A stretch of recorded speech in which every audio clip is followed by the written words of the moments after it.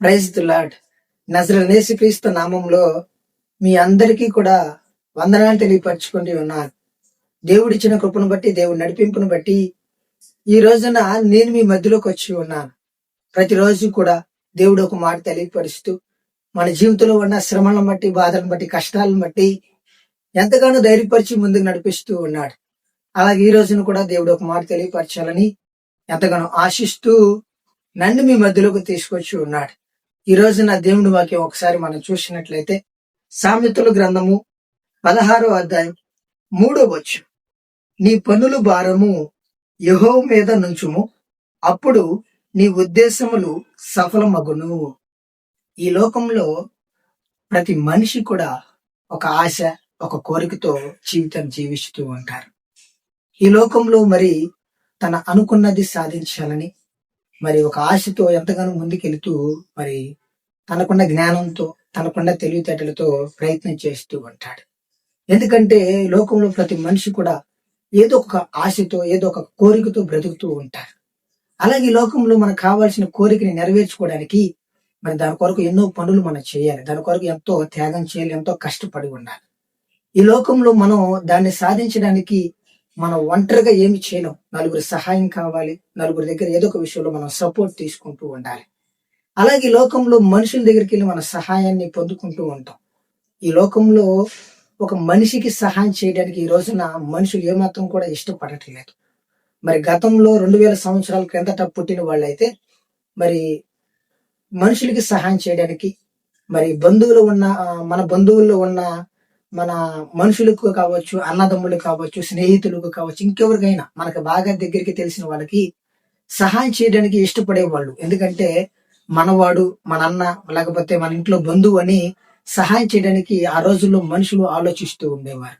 ఇప్పుడు టెక్నాలజీ పెరిగిపోయింది. ఈ లోకంలో మరి ఈ టెక్నాలజీ పెరిగిన తర్వాత సొంత అన్న, సొంత తమ్ముడు లేదా అక్క ఎవరు కూడా మనము బాగుపడుతూ ఉన్నామంటే, మనం సక్సెస్ అవుతూ ఉన్నామంటే మనకి సహాయం చేయడానికి కానీ, మనం ఏదైనా ఒక పనిలో ముందుకెళ్తూ ఉన్నప్పుడు మనల్ని ధైర్యపరచడానికి కానీ, ఏదో ఒక విషయంలో మనల్ని ధైర్యపరిచి ముందుకెళ్లే విధంగా ఎవరు కూడా ఉండటం లేదు. ఎందుకంటే టెక్నాలజీ పెరిగేపాటికి ఎవరికి వాళ్ళు తనకు తాను గొప్పగా ఉండాలని, గొప్ప పొజిషన్ లో ఉండాలని, తనకు తాను గొప్పగా నిలబడాలని ఎంతగానో ఆలోచిస్తూ మరి తన తమ్ముడు కావచ్చు, అన్న కావచ్చు, లేకపోతే అక్క కావచ్చు, ఎవరైనా మన సొంత బంధువులే ఈ లోకంలో మనకి సహాయం చేయడానికి ఇష్టపడట్లేదు ఈ టెక్నాలజీ పెరిగిన తర్వాత. ఒకప్పుడైతే ఒకరికొకరు ఎంతగానో సహాయం చేసుకుంటూ మరి బంధాలు, బంధుత్వాలు అన్ని కలిసిమెలిసి ఉండేవాళ్ళు ఒకప్పుడు. కాబట్టి టెక్నాలజీ పెరిగే కొందుకు మనుషులు సహాయం చేయడానికి ఏ మనిషి కూడా ముందుకు రావటం లేదు. ఎందుకంటే ఈ లోకంలో ఒక మనిషి సక్సెస్ అయ్యి, ఒక మనిషి బాగుపడుతూ ఉన్నాడు అంటే ఎవరు కూడా ఇష్టపడరు. ఎందుకంటే మాకన్నా బాగా బతుకుతూ ఉన్నాడు, మాకన్నా గొప్పవాడు అవుతూ ఉన్నాడు, మాకన్నా గొప్పగా వెళ్ళిపోతూ ఉన్నాడని ఒక్కొక్కరికి స్వార్థం వచ్చేసి, ఒక్కొక్కరికి జలస్ ఫీలింగ్ వచ్చేసి మనకి సహాయం చేయడానికి ఏమాత్రం కూడా ముందుకు రారు. నా సహోదరి, నా సహోదరుడా, ఈ లోకంలో మనుషులు మనకి సహాయం చేయడానికి ఏమాత్రం కూడా ఇష్టపడరు. ఎందుకంటే వాళ్ళు మనకి సహాయం చేయాలంటే ఎన్నో ఆలోచిస్తూ ఉంటారు. ఈ లోకంలో మనుషుల మీద ఆధారపడి మనం పడిపోవచ్చు, నశించిపోవచ్చు. మనం అనుకున్నది సాధించలేక ఒక్కొక్కసారి బాధపడవచ్చు. నా వల్ల కాలేదే, ఇదిగో నాకెంత జ్ఞానం లేదు, నాకెంత డబ్బు లేదు, నాకెంత అంత సపోర్ట్ లేదు, అందుకే నేను ఈ విషయాన్ని సాధించలేకపోయాను, నా పనులు నేను నెరవేర్చుకోలేకపోయాను, అనుకున్న విధంగా నేను సక్సెస్ అవ్వలేదని ఒక్కొక్కసారి మనం ఎంతగానో బాధపడుతూ ఉంటాం. ఈ లోకంలో మనుషుల సహాయాన్ని మనం పొందుకుంటే ఎప్పటికైనా కూడా మనం బాధపడాల్సింది. ఏదో ఒక విషయంలో మనల్ని బాధ పెడుతూ ఉంటారు. ఒకవేళ మనం మనుషుల సహాయాన్ని పొందుకున్నా కూడా ఒక రోజున మనం సక్సెస్ అయిన తర్వాత కూడా వాళ్ళ నుంచి వచ్చే మాటల వల్ల కూడా ఏదో ఒక విషయంలో మనం బాధపడుతూనే ఉంటాం. కాబట్టి ఈ లోకంలో మనం చేసే ప్రతి పనిలో కూడా మన దేవుని మీద ఆధారపడి ఉండాలి. అందుకే ఈ లోకంలో పెద్ద పెద్ద భక్తులు కూడా దేవుడి మీద ఆధారపడి, ఈ లోకంలో ఎంతో జ్ఞానవంతులు కూడా ఈ లోకంలో వాళ్ళకున్న జ్ఞానం, వాళ్ళకున్న తెలివితేటలు ఆలోచించి వాళ్ళు పడిపోయి ఈ లోకంలో నశించిపోయి, ఇదిగో ఈ లోకంలో మన జ్ఞానం, మన తెలివితేటలు ఎందుకు పనికిరావు, ఈ భూమి ఆకాశాన్ని సృష్టించిన సృష్టికర్త అయిన దేవుడి మీద ఆధారపడాలి. ప్రతి విషయంలో కూడా ఆయన మనకి సహాయం చేస్తాడు, ఆయన మనకి బలపరుస్తాడని వాళ్ళు అనుభవించి ఈ రోజు ఈ పరిశుద్ధ గ్రంథాన్ని మన కొరకు సిద్ధపరిచేసి ఉన్నవాళ్ళు.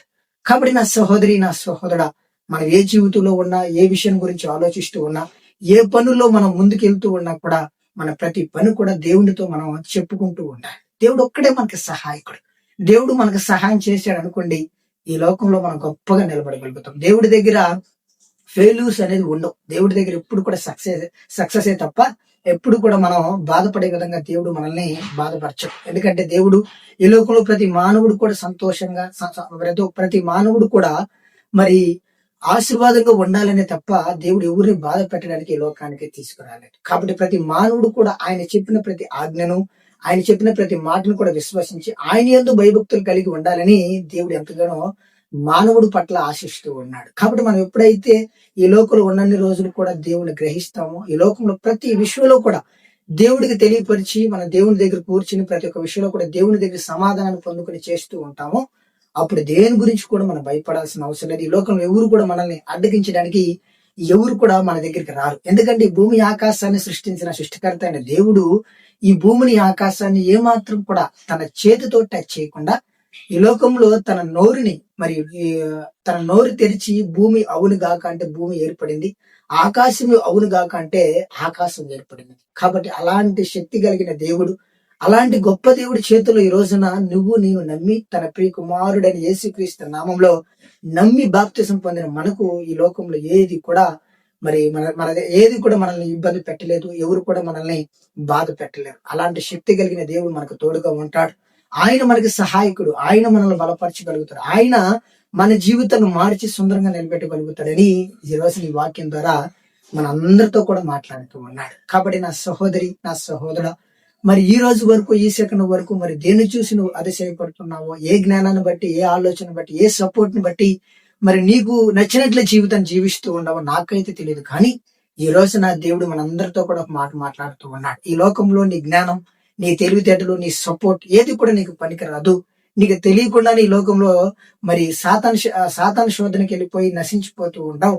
నీకు ఏది మంచో ఏది చెడు నువ్వు ఎలా వెళ్ళాలో నీ పనుల భారము నా మీద పడవేయి, నేను చూసుకుంటా. నీ పనులన్నీ కూడా నేను నీకు సహాయం చేసి బలపరచగలుగుతానే తప్ప ఈ లోకంలో మనుషులు నీకు సహాయం చేయలేరు. ఈ లోకంలో నీకున్న పేరు, డబ్బు, ఆస్తి, ఈ లోకంలో నీకున్న మరి సపోర్ట్ ఏది కూడా నీకు పనికిరాదు.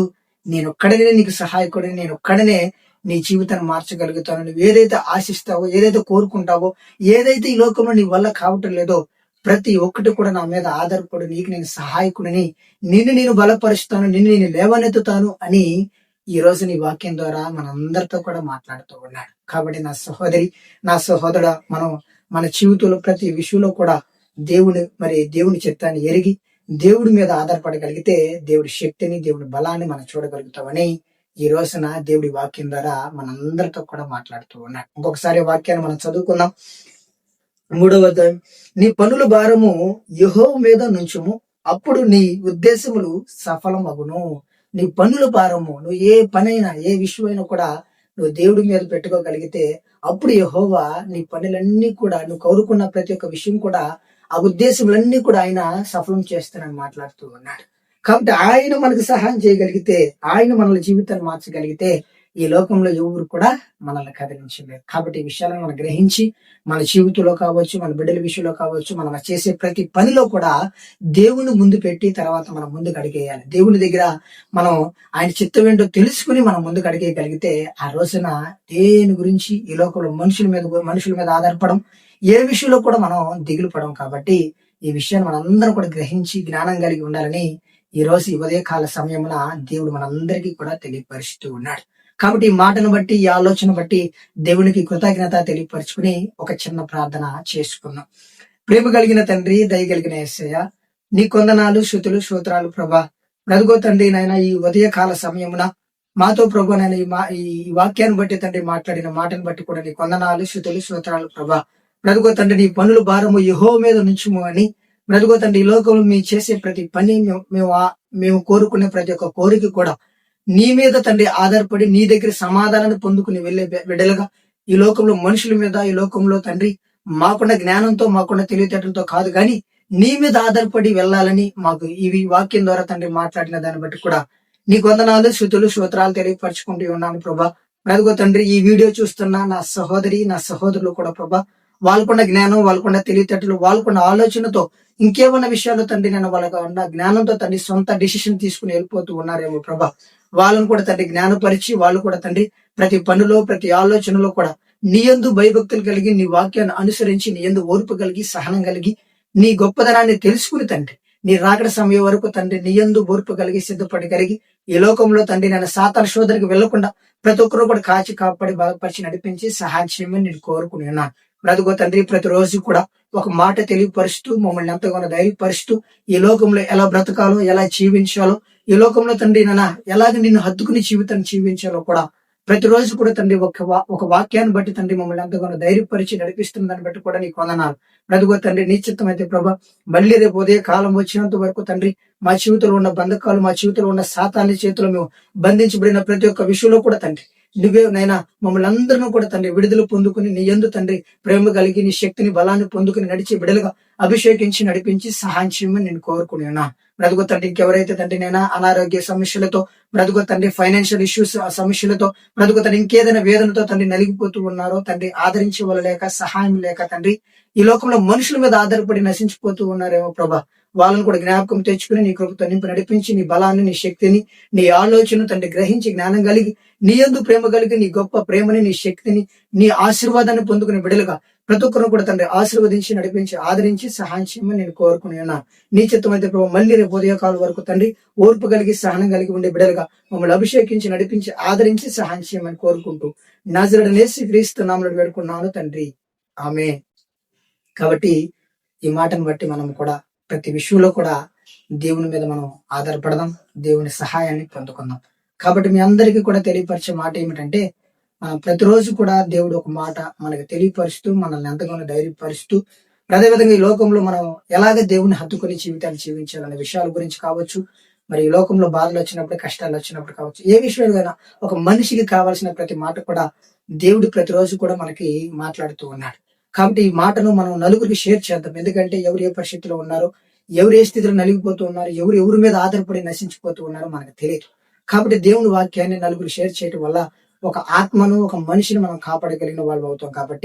కాబట్టి మనకి సాధ్యమనేది ఒక మనిషికి ఈ వీడియోని షేర్ చేయటం. కాబట్టి ప్రతి ఒక్కరు కూడా నీ స్నేహితులకి, నీ ఫ్యామిలీ మెంబర్స్ లో ఉన్న ప్రతి ఒక్కరికి కూడా ఈ వీడియో షేర్ చేయగలుగుతారని మీ అందరికీ కూడా ఇంకొకసారి నజరేయుడైన యేసుక్రీస్తు నామంలో తెలియపరుస్తూ ఉన్నారు. ఆమేన్.